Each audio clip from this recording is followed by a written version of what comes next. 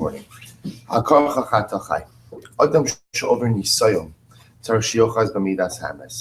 who is undergoing a challenge has to grab on to the concept, to the midah, the attribute of emes, of truth. What does that mean?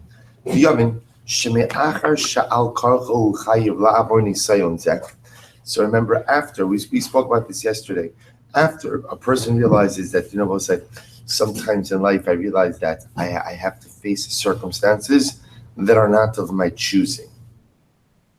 I don't want this particular situation. I don't want this particular circumstance. So in those moments, I have a choice. I could spend my energy lamenting them, complaining about them, and trying and just explaining why it's not fair that these are my circumstances, or I could accept them and try to figure out how to navigate and ultimately maximize them. So the Mechaber says he doesn't entertain two possibilities. He just says, Habrera hayichida sheyesh lo hi lehischazek v'la'avar es hanisayon be'emuna shakol tova. Mechaber says there's only one choice. The only one choice is forward. The one choice is that I have to and to find a way to overcome this nisayon, to overcome this challenge with the emunah, with the belief that all is for good. So it says the Mechaber that when you're faced with circumstances not of your choosing and not of your wanting, there's only one choice. The one choice is, number one, strengthen yourself. I have to figure out how to get through this. I have to figure out how to weather this storm. And number two, to try to figure out how to see that even this is Latova, that there's even some level of good. Somehow, some way, somehow, this is going to be good as well. To be samech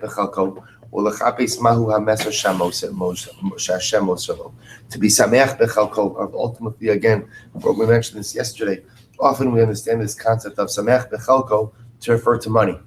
Right? I don't have as much money as Ruvain, so I have to figure out, if the Shimon has more than this, Levi has this, everybody has their own thing and they have more than me. So we understand normally, the Mechaber is saying being sameach bechalkicha is not just a din in money; it's a din in life.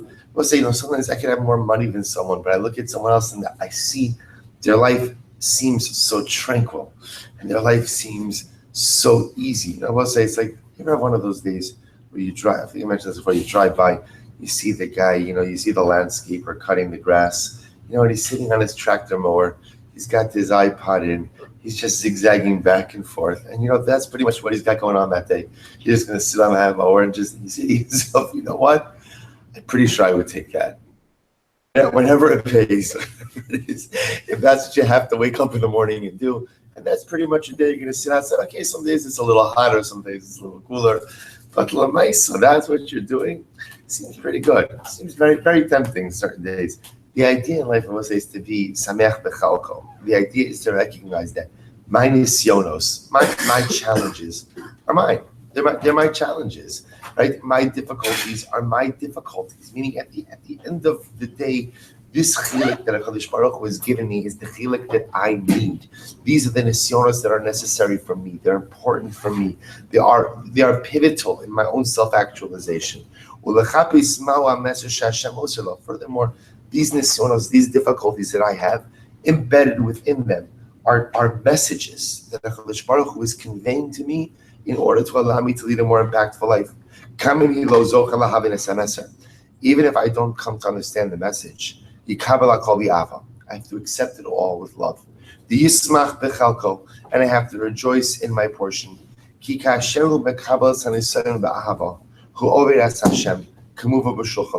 Let's say, when a person is mekabel and a person accepts their nisayon, their challenge, with ava, with love, so they're fulfilling a halacha Shulchan Aruch. What's the halacha Shulchan Aruch? Chayiv adam levarich al hara v'das shleima u'v'nefesh chafetza k'derech shemevarich v'simcha ala tova. I am obligated to bless HaKadosh Baruch Hu for that which appears to be negative, with a complete heart, with a willing soul, in the same way that I bless HaKadosh Baruch Hu for all of the good.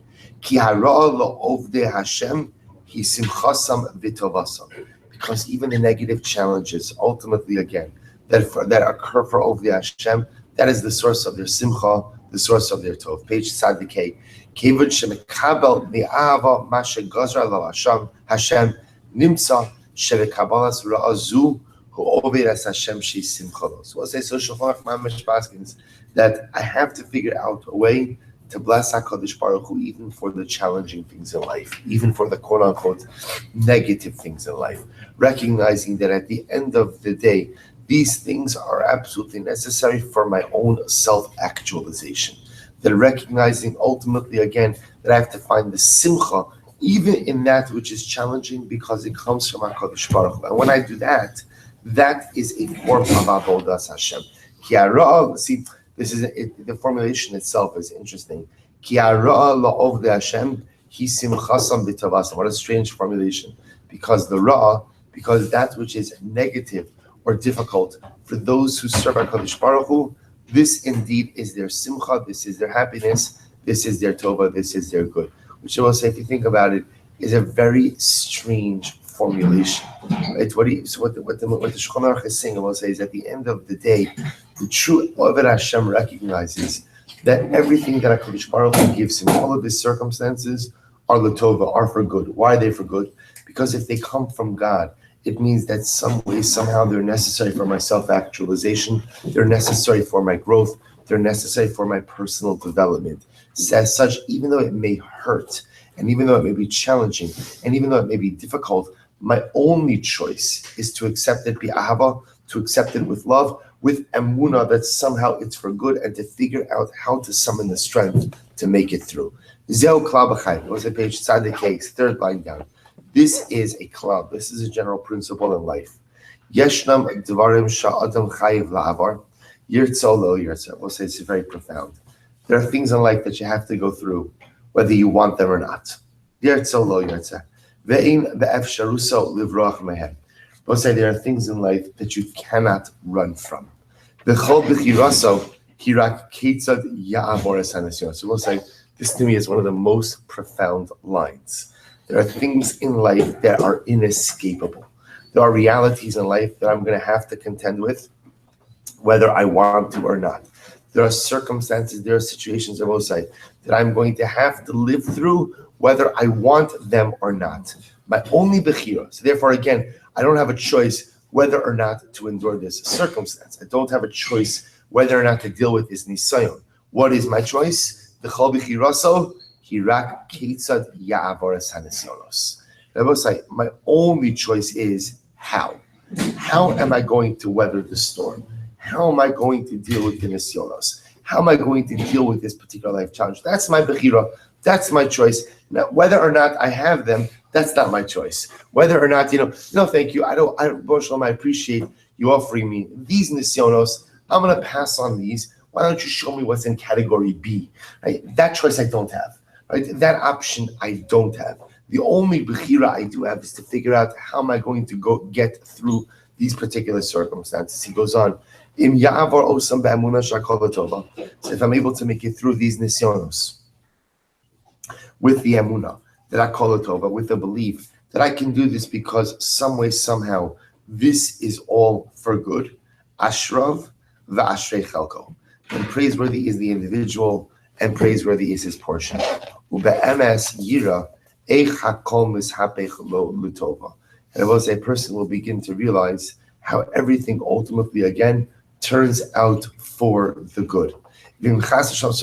Again, this is a choice. If I go ahead and I choose to say, okay, these are my circumstances, I choose to accept the fact that some way, somehow, there's good in this. There's tova. There's going to be some good in this. If that's the choice ultimately, again, that I make, ashra v'ashrei chalakav. Ube'emes yira echa chomes hapich lo tova. And also, here's the amazing part, is that I will see how the good comes out of it. I will see how the tova comes out. But if chas v'shalom I live life without the emunah that all is for good. Azai hurak yihye memormar ubilti marutza v'shavur. Also, this is very profound. If you choose option B is I choose not to see the tova. I choose not to approach this situation with emunah. Then I will say, there's only one result that comes from that. I'm going to be broken. I'm going to be angry. I'm going to be perturbed. I'm going to end up blaming myself. I'm going to end up blaming others for my particular circumstance. And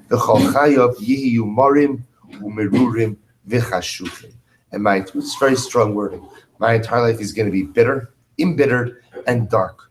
And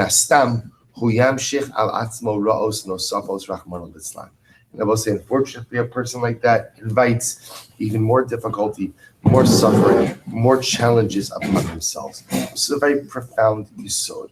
Says the Mechaber, when faced with life challenge, we all know this because we all live this. Some of us in major ways, some of us in more minor ways, but we all live this. You don't choose your challenges in life. Those challenges come your way whether you're ready or not. My only choice is, my bechira is, how do I choose to deal with those challenges? If I choose to go ahead and blame myself, blame someone else, get angry, get upset, be frustrated that this is my life, okay? Where does that get me? Absolutely nowhere. Absolutely nowhere. In fact, the Mechaber suggests all it does is it plunges me even deeper into darkness. On the other hand, I can say, look, I'm going to be honest.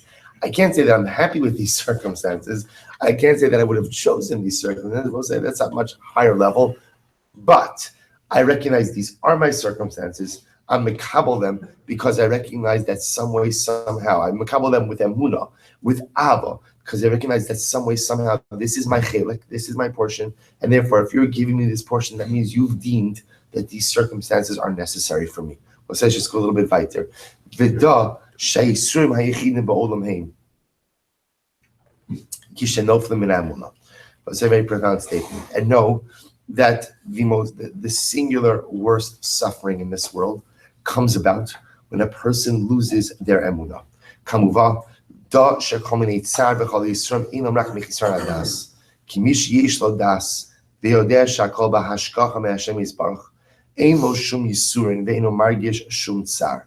So we'll say he says over here again, so according to Rabbi Nachman, that, Rabbi Nachman says, all suffering only comes as a result of a lack of emunah.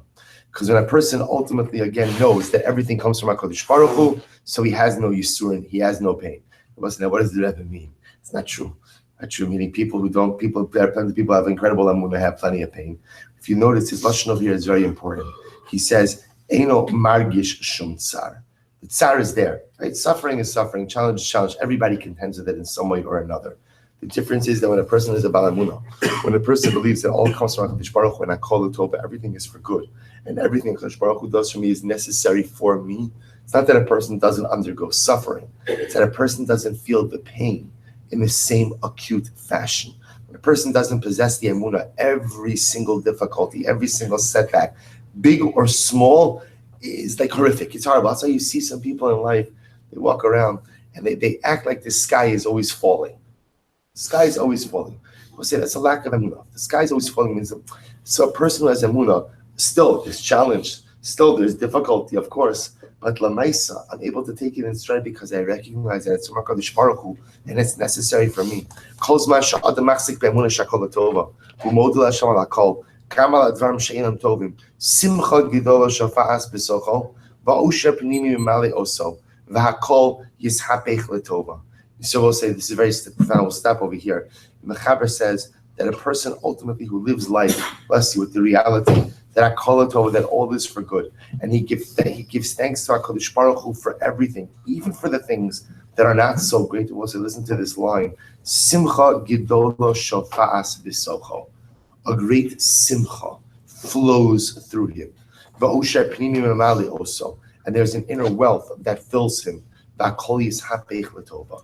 Ultimately, everything turns out for good. But also, when a person has emunah, not just emunah in Hashem, but emunah that I call l'tova, it's not the pshat that they escape all of their suffering, but they're certainly armed with the mechanism to maximize their circumstances. All right, we'll stop over. We'll pick up bottom of Tzaddik Hey, Emir Hashem tomorrow.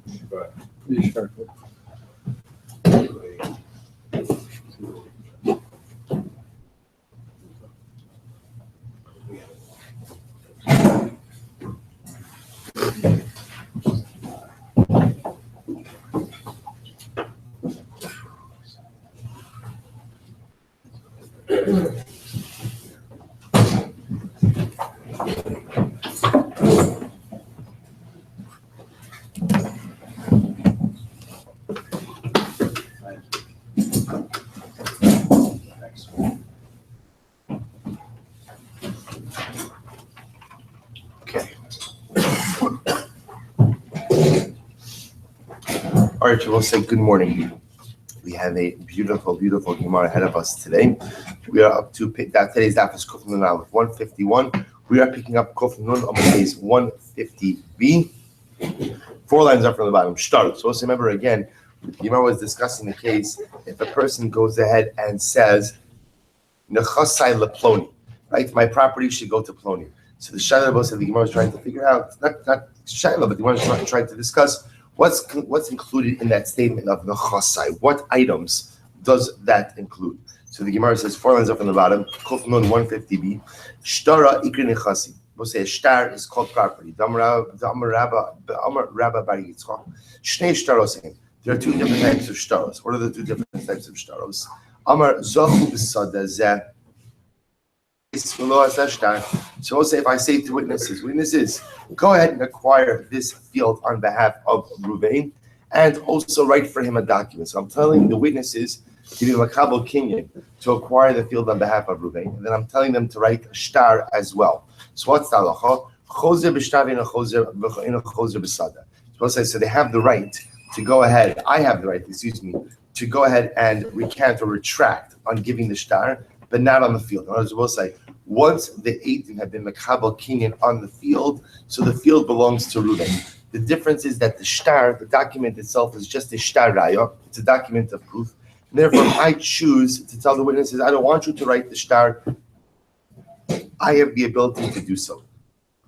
The Gemara says, on the other hand, if I say to witnesses, I want you to acquire this field for Reuben on the condition that you write the shtar. So in other words, I'm making the acquisition of the field dependent on the writing of the shtar. In other words, the shtar is going to be the mechanism through which the eidim will acquire the field on behalf of Reuben. In that case, I will say, I have the ability to go ahead and retract both the field as well as the sod. There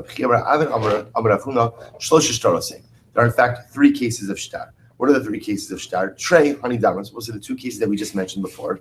Idach, the 3rd case is im kadam mocher v'kasav es hashtar. So let's listen to this. Let's say I plan on selling property to Reuven, but what do? I go ahead and I pre-write the shtar. I pre-write the shtar even before the transaction happens. If you look at the last Rashbam on the page, im kadam v'kasav shtar. Mechira lios mezon lokeach kol shashi here to the machro l'sadeu lo ye eko b'ma'osav b'shul ksivas hashtar. So the idea here is I want to sell Reuben this field, and I know Reuben wants to buy this field. I want to seal the deal as swiftly as possible, and I don't want the drafting of the paperwork to delay the transaction. So what do? I proactively write the shtar. So I'm not going to see Reuben till Friday, and it's only Monday. I go ahead and I proactively write the shtar. Lokach im kadam v'echtivu v'yachol lasos king kol seshin revos. Just look at the Rashbam on the top of Kuf Nun Aleph Amud Aleph. Kol seshin shtar lamocher apapi denochov el lamocher v'cheben shulos v'lichtolo. See about like the only person who is put out when you go ahead and you write the shtar early is the seller, because technically speaking, if the seller accidentally loses that shtar, and let's say purchaser goes ahead and finds it, so the purchaser would have the ability to go ahead and claim that he owns the field when in fact he never paid for it. If the seller is willing to take that risk and pre-write the shtar in order that it is ready at the time of the transaction, so the transaction could occur quickly, then again the halacha says he can do so. So the top of Kuf Nun Aleph, kosin shtar lamocher afa pishem l'keachimo. We write a shtar for the seller even though the purchaser is not with him. And what happens also when the transaction ultimately occurs? We'll say, so in that case, where the shtar was pre-written, so as soon as Reuven acquires the land, through the kinyan on the land, he also acquires the shtar wherever it may be. And this is what we learned. The chasim she'im lahen achrayis, miknin in the chasim she'ish lahen achrayis, the kesef b'shtar b'chazaka. I will say this is what we learned when we said that movable property can be acquired with real property through kesef, shtar, and chazaka. So we'll say, what do you see from here? You see from here that a shtar is called mechasim she'im lahen achrayis. It's called again movable property. So therefore, again, when a person goes ahead and conveys his property in a chasai to another individual, so what happens? So the mice again, that includes a shtar. Fine. Behema. Suppose that similarly again, behema ikri nechasi. An animal is also called property. Where do we know this? From this nan. Hamakdish nechasa v'aisa b'han behema ru'il gabi mizbeach. If a person consecrated his property. I made my property hekdesh, and including in my property were animals, and there are animals who are fit for carbonic service. Zecharim olos, so the male animals are offered up as an olah. And the female animals are sold, and ultimately again are used, or they themselves or their monies are used for zivchei shlamim. Fine. Ophos ikri nechasi. Birds are called property. So we'll say again, we're just going through the list of all the things that are included if you make the open-ended statement of nechasai leploni. My property goes to ploni. What's included in that? Next, birds are called property. This nan. Hamakdish nechasai v'ayobahen dvarim haruim gabi mizbeach yenos shmanim va'ophos. Because we'll say the pasuk says that the Mishnah says that if a person consecrates his property and included in his estate are things that are fit for the mizbeach, like wine, oil, and birds. So you see from here that birds are considered property. Tefillin, we'll say tefillin are called ikri nechasi. Tefillin are called property. This nan hamakdish nechasa. If a person consecrates his property, ma'alin lo tefillin. We assess the value of his tefillin. So you see that tefillin is also called property. And we'll say ask the Gemara something so beautiful. Libailu sefer Torah mine. We'll say what happens if a person possesses a sefer Torah. What's the halacha by Sefer Torah? Look at the Rashbam for just a moment. Sefer Torah, min mikri snichase kitfilin. Min mikri nechasi. Is Sefer Torah called property? On one hand, kitfilin dummy. So is it like a religious article like tefillin? And just as we've established that tefillin is considered to be property, so Sefer Torah is property as well. O dilma tefillin haynu taima dahavi malbush aval sefer mitzvahi v'lo nechasi. So we'll say, listen to this. On the other hand, tefillin, and this is actually quite interesting, tefillin has the din of a malbush, of an article of clothing. So maybe since we know this, we'll say, because remember again, we learned about this concept in Masechah Shabbos, right? If a person finds multiple pairs of tefillin out, and right, let's say again in a place where they can't carry, so a person has the, and let's say they're going to be ruined, so a person has the ability to put on the tefillin even on Shabbos in order to transport them. Isn't that carrying? No, that's called wearing. Because tefillin is a of a malbush. So what's the status of a Sefer Torah?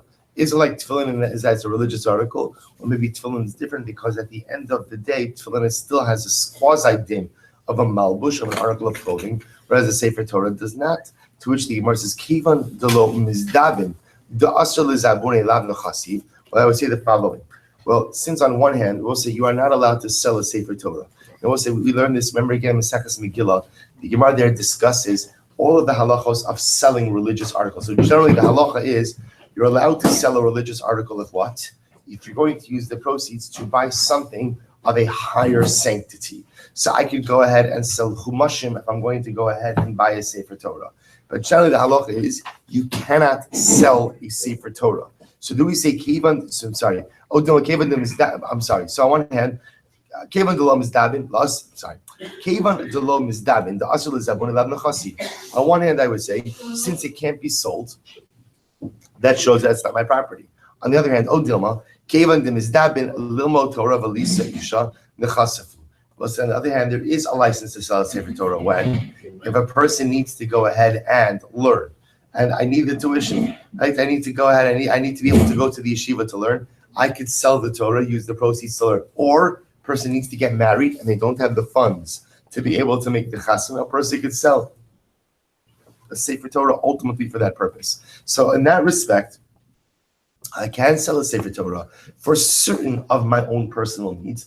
Does that not make it my property? To which the Gemara says teku. So we'll say out of all of these again, although we've been definitive that all of these other things are called the chasana. When it comes to Sefer Torah, the Gemara ends off with the teku. On one hand, I have the ability to sell it for certain needs that should make it like my property. On the other hand, I don't have a carte blanche to just sell it in any way that I want. So perhaps it's not my property. Because of this ambiguity, the Gemara ends off with a teku. Weiter. I'm going to tell us a couple of stories now, I'll say, that are quite interesting. Just halachic stories. Ime de Rav Zutra bar Tovia. Listen to this. The mother of Rav Zutra bar Tovia, kasvinu lenechase l'Rav Zutra bar Tovia.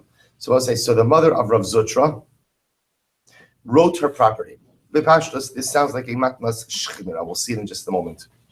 I'm sorry, it's not matmas yet. Kasvinu lenechase Rav Zutra bar Tovia tebaylen subile l'Rav Zivid.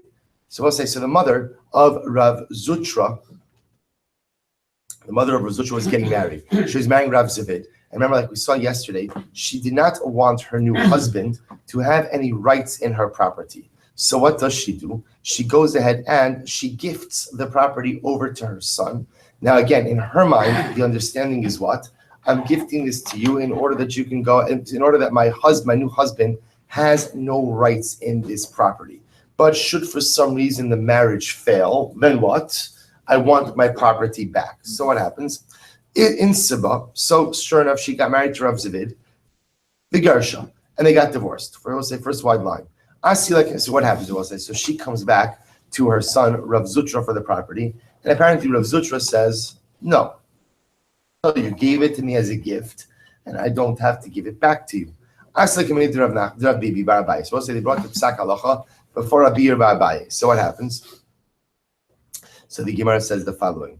The Gemara says, fine. So Amar Mishum Insubi, Va Insibe. So what happens? We'll say, so Rabbi Bar Abaye passed in an interesting way. He says, at the end of the day, this was a gift given on the condition that she marries, and she married. Now, we'll say, Rabbi Bar Abaye understood that the gift was a final gift. He understood that the mother was saying to her son, I'm giving you this gift on the condition that I get married, which meant had she never gotten married, the gift would not have been valid. But now that she did get married, the gift was valid, and she has no recourse to get the property back. Take a look at the Rashbam for just a moment.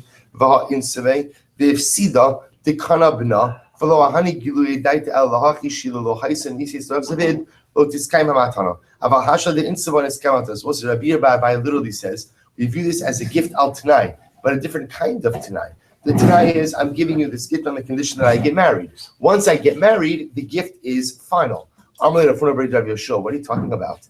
So also you've seen this expression before. So says to Rabbi Abaye. So let's remember again, Rabbi is the son of Abaye. Abaye is a descendant of Eli Cohen. The family of Eli Cohen was cursed that the male members of the family will die young. This is a result, ultimately, again, of the transgressions of Chafni and Pinchas, Eli's two sons. So comes along Rav Huna. He says to Rabbi Abaye, because you come from Mimuloim, because you come literally from the stunted ones. It can either mean blemished ones, stunted ones, truncated ones. So because you come from these blemished people, Amrisu Mili Mulaisa, you say blemished stuff, which is another way of saying, I politely disagree with what it is that you've just advanced. I feel the man damer mavraches kani.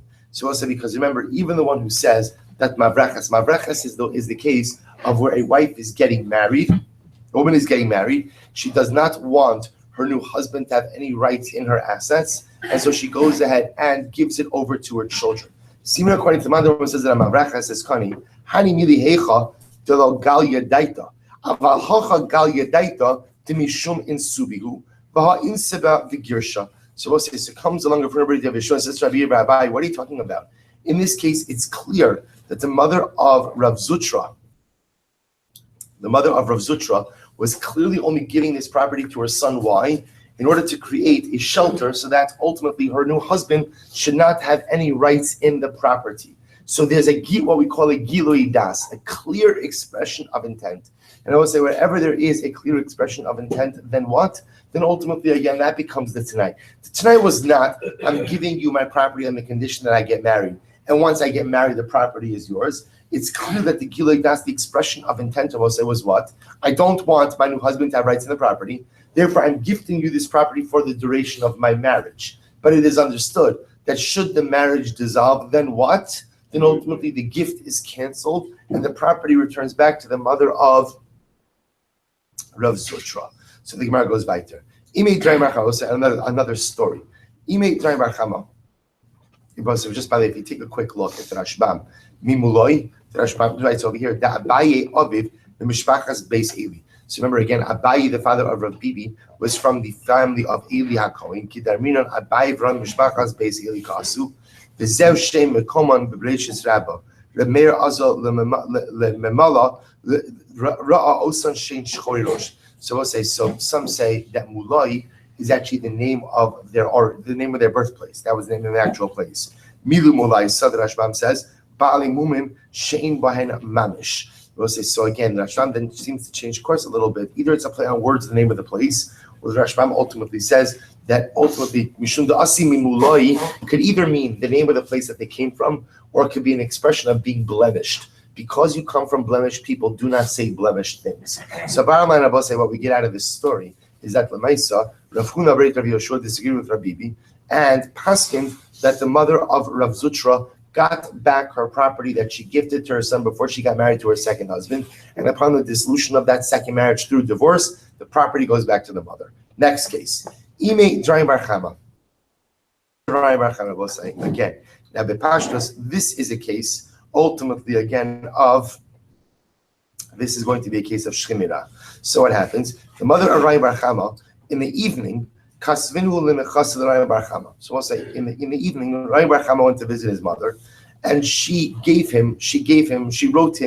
wrote over all of her property to him. But Safra in the morning, Kasvinu Rav Ukva Bar Chama. So we'll say, let's see what happened over here. In the morning, in the evening, she gave it to her first son, Rai Bar Chama. She gave all of her property to her first son. In the morning, she decided to go ahead and write all of that property to her second son, to Rav Ukva Bar Chama, brothers. So we'll say, so what's the Shaila? Shaila, of course, is who is the owner of the property? Also, Rai Bar Chama l'knei Rav Sheshes. So Rai Bar Chama, we'll say the son who received the property in the evening went before Rav Sheshes, Ukmei benechase, and Rav Sheshes paskin that indeed the property belonged to the first son, to Rami Bar Chama. Also Rav Ukva Bar Chama kamed Rav Nachman, Rav Ukva Bar Chama, the second son of Asa, received the property in the morning, went to Rav Nachman, and had Rav Nachman paskin, Ukmei benechase, and Rav Nachman paskin that Rav Ukva, the second son, was the owner of the property. So we'll say, so now what are we going to do? Asa Rav Sheshes came to Rav Nachman. So Rav Sheshes came before Rav Nachman. Rav Sheshes says, Amalei, my time of Ukmei Bar Chama. Rav Sheshes, why are you passing that the property belongs to the second son, Rav Ukva Bar Chama? In other words, why would you uphold the gift to the second son? Imushum the Hadraba. If you want to say because we view ultimately again that the mother retracted her first gift, that ultimately again she changed her mind. She first gave it to Rami, and then she decided to give it to Rav Ukva. So the Gemara says, "Shchiva, she died. She died." Now listen, what does that mean? Look at the Rashbam for just a moment. The Rashbam's gear says Vahamesa. It's 2, 4, 6, 8, 9 lines up from the bottom, towards the middle of the line. Vahamesa. Tibishlamim lo mesa tanan lo shia karga kol shem matanasa matana ukimosh chazam el arishon kishnas lo sheni taxer ba min hasheni nami im tirtza aval ata shemesa tiskaye matana rishona v'yikna rishon sharinatna b'matnas shchimira udvara kechsurin v'chimsurin ukishamesa. Let's listen to this. So Rav Sheshes comes along and says, listen. They both say, what happens in the matnas shchimira? We say divrei shchimira kechsuvin v'chimsurin damu. That ultimately, again, a gift of a shchimira is like it's written and sealed. So therefore, once the mother gave the property to Rami, then what I will say, it was written, sealed, and done. She no longer has the right to go ahead and change her mind and give it the next morning to Rav Ukva. So the Gemara says, Amarlei, Hachi Amar Shmuel. So he responds, Rav Nachman responds back. Rav Sheshes responds back. I'm sorry. Rav Nachman responds back to Rav Sheshes. And he said, Amarlei, Hachi Amar Shmuel. This is what Shmuel said. Kol she'ilu amad chozer b'matanasa. So Shmuel said, I will say, any time that if a person were to recover, the gift would be canceled, they have the right to go ahead and change their mind about the gift. Which I will say, that's a matnas shchimira. A matnas shchimira is any gift where if a person recovers, ultimately again, the gift is voided. They have the right before they die to change the intended recipient. Which I will say makes sense because what is that another way of saying? If you have the right, if you recover, if you recover, the gift is voided. It's another way of saying that what? That the gift is not chal until when? Until you die. Which means that if it's not chal until I die, I have the right to change my intended recipient as many times as I want before I die. So therefore, again, in this case of Yerabosai, the mother was gifting all of her property. This was a matnas shchimira. And were she to recover, ultimately, again, the gift would be voided. If that's the case, she has the right to change the intended recipient as many times as she wants. So, okay, in the evening she gave it to Rami. The next morning she gave it to Rav Ukva, but that's her prerogative. And therefore, Rav Ukva, the second son, is really the rightful owner of the property? To which the Gemara says, so maybe Shmuel's din is only when what? When the individual ultimately is changing their mind and taking the property back to themselves. However, la'acher mi amar, but what Shmuel actually says halacha, even when it comes to gifting it to another, he said yes. Shmuel says this explicitly, bein li'atzmo, bein la'acher. I'll say that ultimately the shchimera can change his mind, and he could choose ultimately to gift the property to a second recipient, or he could choose to take the property back for himself. Either way, that is his prerogative. In other words, we'll say any gift which, if I recover, ultimately again will be voided, I have the right to change the recipient as many times as I want. Therefore, again, Rav Nachman says back to Rav Sheshes that halacha l'maisa, again, the mother had absolutely every right to go ahead and change the intended recipient from Rami in the evening, ultimately again to Rav Ukva in the morning. Next case, we'll say. So, by the way, and that indeed is halacha l'maisa. We accept Shmuel's principle that any time if you were to recover the gift is void, you have the right during this period of time between the giving of the gift and death to change the intended recipient as many times as you want. So it's the interesting anomaly. See, even though we say that the words of a shchimira are as if they're written in a shtar, that's true and that's not true. Meaning they have the power as if they're written in a shtar, but yet what? The shchimira has the right to change his or her mind as many times as they want. Good. So in this case, ultimately the halacha said that the property was awarded to the second son of Ukva, the son who was awarded the property by his mother in the morning. Next case. Imid Rav Amram Chasida, Havi Le Maluga L'Shtari. So we'll say the mother of Rav Amram Chasida had a Maluga L'Shtari. The Rashbam says over here, Krach Shal Shtaros, Inami Nartik Mal Shtaros. A bag filled with documents, right? Loan documents, that meaning money that was owed to her. So the Gemara says, so what happens? Kika Shachva, when she died, Amra Lehavi La Amram Bari. So I'll say, so what happens? So she said, when I die, ultimately, again, I want this to go to Amram, my son. Right? I want all of this to be inherited. So Rashbam writes, Amram Beni, Kigon Shekanom Yada, Inai below Kinyan, Kigon Delo Shairami. So we'll say either there was a kinyan performed, or Lamai says, no kinyan performed. This was a Matna Shchimera. She was gifting away her whole estate. But she said explicitly, and I will say now, in this case over here, her statement just covers this bag filled with loan documents. So she's saying, I want all this to go to Amram, my son. So what happens? So Rav Amram Chasida's brothers come before Rav Nachman. So the mother dies, and they come before Rav Nachman. And what do the brothers say? Amrulei Vaha Lo Mashach. So Amram shouldn't really acquire it. Why? Because he never did Mashicha. Right? This should be split up amongst us all. Amr Lahu, to which Rav Nachman responded, Divrei Shchimira Keksuvin Dechim Surim Damu. It was like he was writing. Why I will say because the words of Shemira are as if ultimately again they're recorded in a document. Good. Achseid Rav Tuvi bar Rav Masna. So we'll say the sister of Rav Tuvi bar Rav Masna.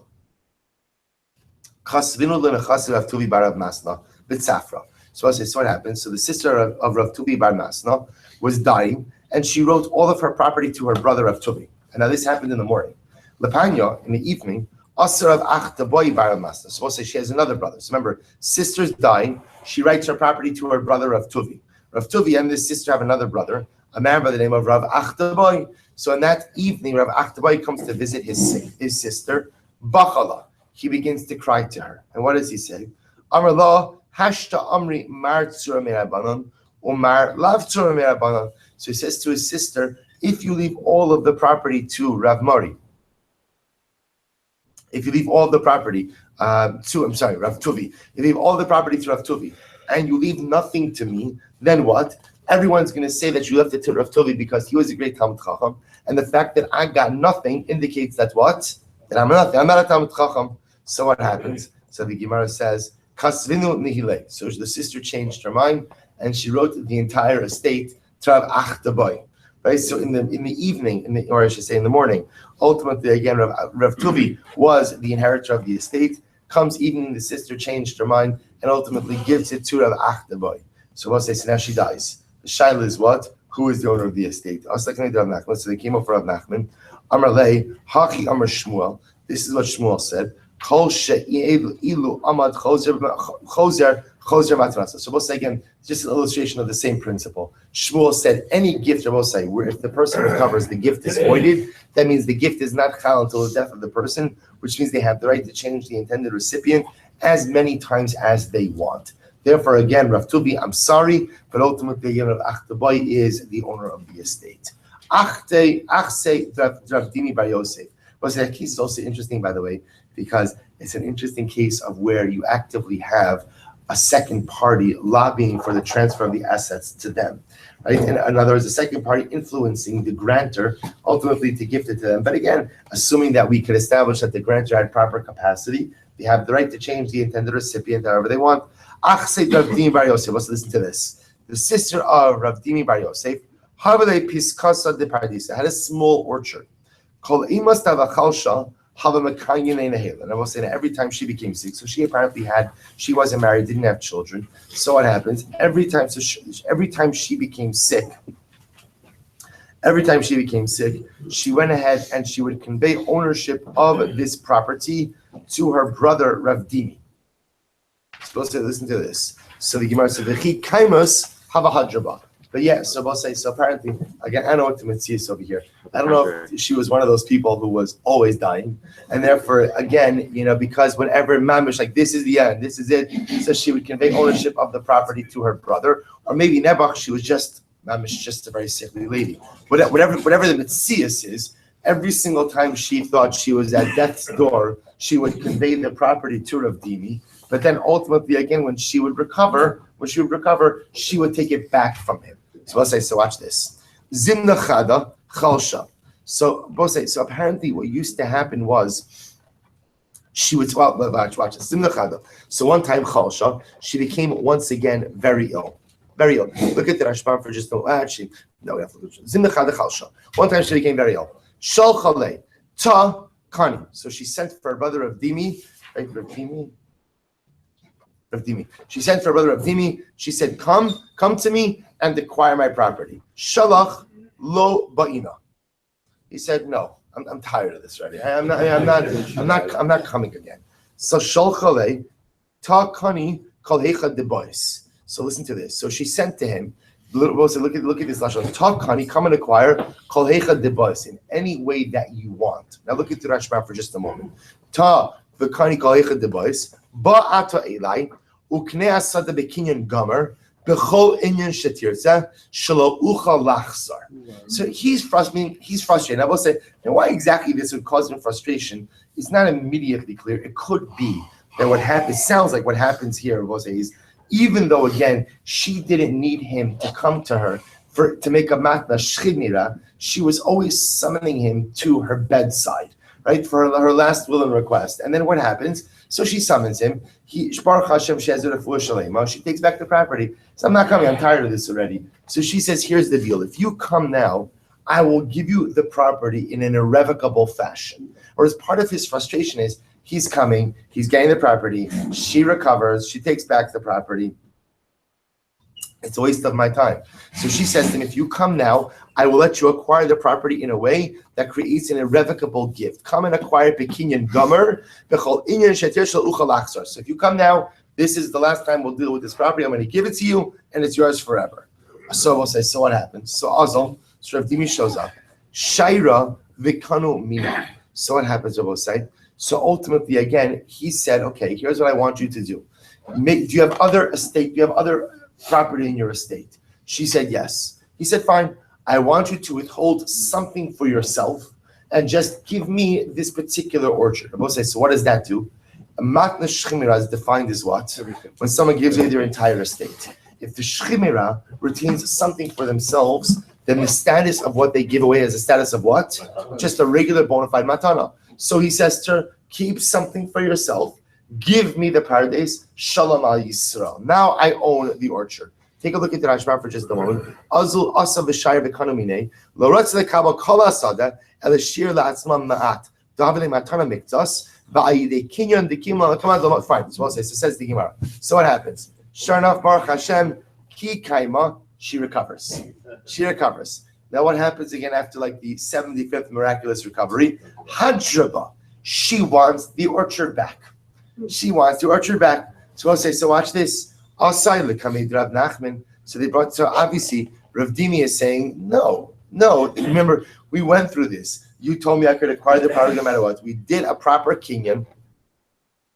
The property that you gave me was not a matnas shemira, so I'm not giving it back to you. So they brought the case before Rav Nachman. So listen to this, Rabbi. So the sister goes to Rav Nachman. Rav Nachman is very dramatic. Rav Nachman summons Rav Dimi. Shalach le ta. He says, Rav Dimi, come to Beis Din. Lo asa. Rav Dimi does not show up. Amar mai. Gemara says, Amar mai isi. Why should I come? Ha shaire v'kano mina. I don't understand. Rav Nachman, you know the halacha. I know the halacha. Why do I need to show up in Beis Din? Meaning, we're not disputing the facts. The facts are that I came to her bedside, I acquired the pardes, she retained property for herself. It's not a matnas shchemira, it's a regular matana. There's no discussion over here. Why do I have to show up in Beis Din? So listen to this. Rav Nachman says, Shalach lei. So Rav Nachman sends to Rav Dimi. Shalach lei. Ilo asis, if you don't show up, machina lecha besilu delo mavadama. I'm going to strike you with a thorn that does not draw blood. So Rav Nachman says, if you do not show up on a strike, what does that mean? Take a look at the Rashbam. The Rashbam says, besilu delo mavadama, kotes shemachif, a thorn that causes pain. The enyitzi has dam nikarbo, dahainu nidui. So we'll say, Rav Nachman threatens Rav Dimi, if you do not show up to Beis Din, I'm going to excommunicate you. I'm going to put you in cheder. So we'll say again, the halacha is you have to show up in Beis Din. A person gets hazmana to Beis Din. You can disagree, you can argue, you can do whatever you want, but you have to acknowledge it. So Rav Nachman says, Rav Dimi, you have no right. You might be Rav Dimi, but you have no right to not show up in Beis Din. So listen to this. So fast forward, Rav Nachman shows up in Beis Din. So Rav Nachman's there with his Baruch Hashem newly healed sister. What happens? They're adjudicating. What do we do with the orchard? So says the Gemara. So Amar Lahu Lasadi. So Rav Nachman says, Rav Nachman Rabbi, so his members is heading the Beis Din. He says to the witnesses, because I will say the Pashtus, they did this transaction in front of witnesses because the goal was that the transaction should stand. So Rav Nachman says to the witnesses, "No, heichi hava raisa. Tell me what happened. What happened to Rav Dimi and his sister?" So the witnesses said, "Amra hachi." At the time of the transaction, the sister said the following: "Vai de kamisa hach isisa." Never, right? Woe that this sister is going to die. Look at the Rashban. We'll say for just a moment. The Rashban says, "Avai kimisa hach isisa v'lo tira es achaha she'narotza lavo elai." So the witnesses said that when the sister called for her brother, so she said, "Woe to me that I'm going to die, and I'm not going to see my brother." So we'll say, so what did Rav Nachman just establish? Rav Nachman just established that the motivation for this gift of Bosai was what? Her imminent death.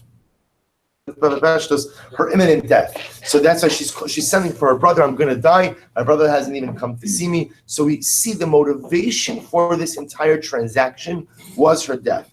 Rav Nachman was therefore says something amazing. Im came haba mitzave machmas misa. Mitzave machmas misa choser. Rav Nachman says something absolutely amazing. Rav Nachman says it is clear contextually that the entire motivation for this transaction was what Rabbi say? Her impending death. That was the entire motivation. Therefore, Rav Nachman says we have something called now what's being introduced to a new concept of mitzave machmas misa.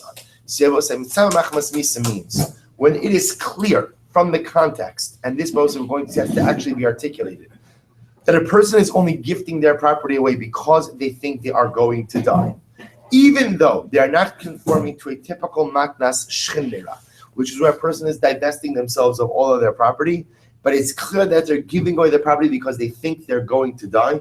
That's called mitzvah machmas misa. Mitzvah machmas misa is like what? Is like a gift al t'nai. It's like a gift with a condition. And therefore, again, should the person recover, ultimately, again, the gift is over. So take a look at the Rashbam for just a moment. Im ke mitzvah machmas misahi, v'chol mitzvah machmas misa choser. I will say anytime, ultimately, again, you give a gift, and it's clear that the giving of that gift is motivated by a feeling that a person is going to die imminently. So ultimately, if they don't die, choser bein b'matana b'mitzas b'matana below shir. V'afilu kanu miyado. I will say, listen to this. See, even if I thought I was going to die, I gave some property to someone, and I went ahead and I made a kinyan with them, and I didn't give away my whole estate, But if it's clear that the motivation for the gift is the impending death of the grantor, of the giver, if that person recovers, hadar bekulu biadua shelo haya kinyan ela machmas misa hoil v'haya misonin al misasa be'is sabasa v'achi paskin ala kaman. They both say, if a person clearly articulates that the motivation for this transaction is their death, then that's called mitzvah machmas misa. Mitzvah machmas misa, both say, is the equivalent of giving a gift with a t'nai, and therefore should the person recover, ultimately again the gift is void. Therefore, Rav Nachman's paskins that because the sister made it clear that she is sending for her brother and engaging in this transaction, why? Because she thinks she's going to die, that the motivation for this gift was her impending death. Therefore, when she recovers, the gift is void, the paradise goes back to her. They're both say, even though what? Even though she retained property for herself, and even though, incredible, Itmar. So we're going to expound on this a little bit. Itmar, not the shchimera makes us. So we'll say, what happens if a shchimera only gives away part of his property? So Amru Rabbanik made Rav Mishmei Rav Zutra, Rav Nachman, Rav Mishmei Rav Nachman, Hari Kimat Nas Bari, Bari Kimat Nas Shchimera. So we'll say, if a shchimera gives away part of his property, so in certain respects, that gift is like the gift of a shchimera, but in certain respects, it's also like the gift of a bari. How so? So the Gemara says, Hari kimat nas bari, shem amad ino chozer. So we'll say on one hand, it's like the matana of a bari, in that if the shchimera recovers, he cannot retract the gift. The pashtos, this is because he did not gift away his entire estate. The Hari kimat nas shchimera, the lo ba'ina kinyan. But I will say it's like a man nas shchimera, and that a kinyan is not necessary. Amrulu Rava. Rava said, come on.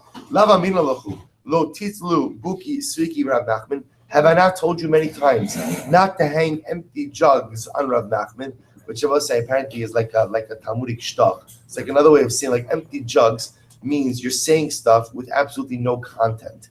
You're attributing statements to Rav Nachman that Rav Nachman himself did not make. Hachiyom Rav Nachman. Rav Nachman said, Harihi kimat nasbari ubaya kinyan.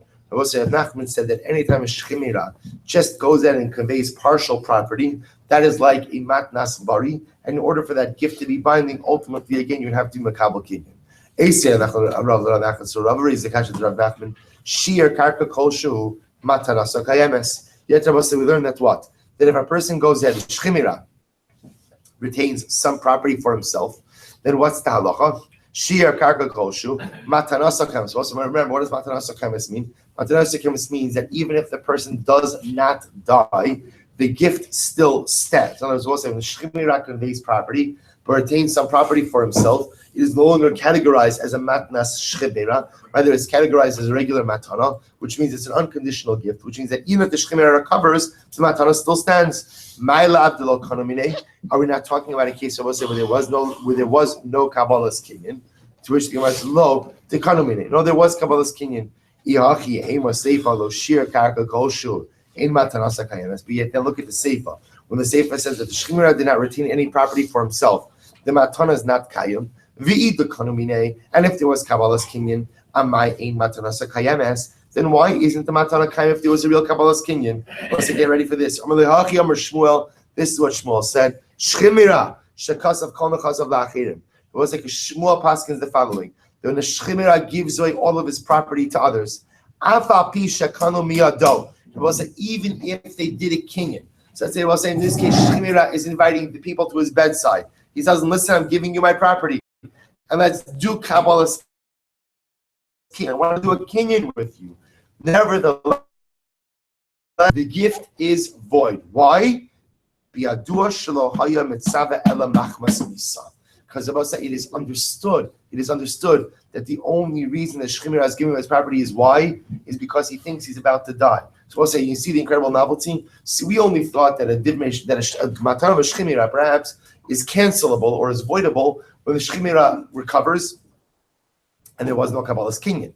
But if he formalized the transaction through a kinyan, who's to say that he has the ability to go ahead and cancel the transaction? Comes along Shmuel Snow. That we have this overarching framework that Shmuel is creating called Mitzvah Machmas Misa. Whenever it is clear, either through your words or through the context, that the only reason you're giving this gift is because you think you're going to die. So that is like a gift al tanai. Whether there was a kinyan, not a kinyan, if the person doesn't die, then the Ma'aseh, again, the gift is voided. When do you apply that? something machmas misa. So, see, either again, when a person says it, like in the case of the sister of Rav Dimi, I'm going to die, and my brother's not even coming to visit me, or it's clear that, again, the only reason is gifting away his property from the context. The fact that the shchimera itself doesn't make this. That we're going to see. That's what we're going to see. So Rabbi Shasha brought up, we asked the question on Rabbah. So the Gemara said, Maisa be'iman shel b'nei Rochel, Shai Sechola. So we'll say the mother of the sons of Rochel. Rochel is the father's name. So the mother of the sons of Rochel, so it was a shchimera, Shai Sechola. V'amra, tinasim kibinasi lebiti. She had a pin. She had a very expensive pin, and she wanted to give her pin to her daughter. V'hu b'shnei masar mana. And we'll say that pin was worth 12 mana, a very expensive pin. Umeisa, and she died. V'kaimu chacham, v'kaimu devareha. And the rabbis ultimately upheld her word. Now, what's novel about that case? Take a look at the Rashbam.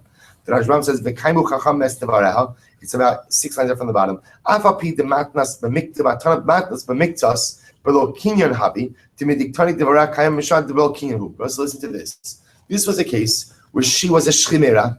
She was gifting property, but it was only partial property, right? There was no kinyan. Yet the chachamim upheld her word. So what do you see from there? You see from there, both say that even a partial gift, has the ability to be like a matna shchimera. So what do you see from here? Hasam b'mitzuva machmas misa.